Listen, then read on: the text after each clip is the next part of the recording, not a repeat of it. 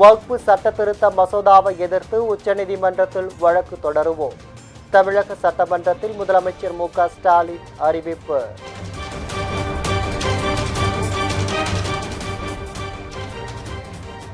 வக்ஃபு சட்ட திருத்தத்திற்கு எதிராக சட்டப்பேரவையில் கண்டன முழக்கம். தமிழ்நாடு தொடர்ந்து போராடும் என தலைவர்கள் பேச்சு.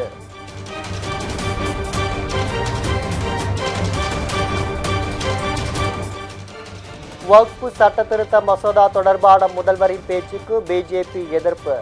சட்டப்பேரவையில் இருந்தும் வெளிநடப்பு.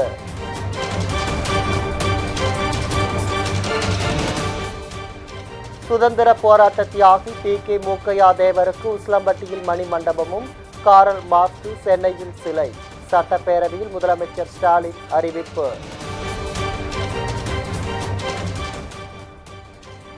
தாய்லாந்து மற்றும் இலங்கை நாடுகளில் பிரதமர் மோடி 3 நாட்கள் அரசுமுறை பயணம். பாங்காக் நகரில் இந்திய வம்சாவளியினர் உற்சாக வரவேற்பு.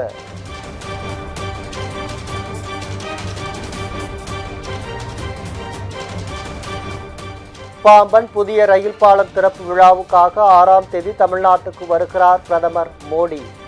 ராமேஸ்வரத்தில் 3 அடுக்கு பாதுகாப்புக்கு ஏற்பாடு.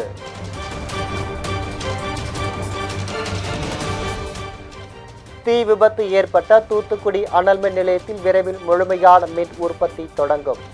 அமைச்சர் செந்தில் பாலாஜி தகவல். கடலூர் மாவட்டம் புவனகிரி அருகே சட்டவிரோதமாக தங்கியிருந்த வங்கதேசத்தைச் சேர்ந்த 8 பேர் கைது. காவல்துறை அதிரடி நடவடிக்கை.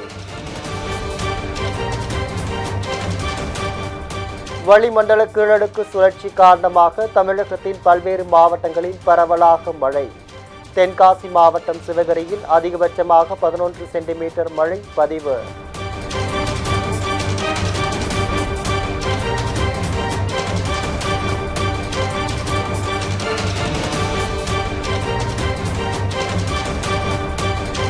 தொடர்ந்து ஏறுமுகத்தில் ஆபரண தங்கத்தின் விலை இன்றும் 400 ரூபாய் உயர்ந்து 1 சவரன் 69,000 நெருங்கியதால் வாடிக்கையாளர்கள் அதிர்ச்சி.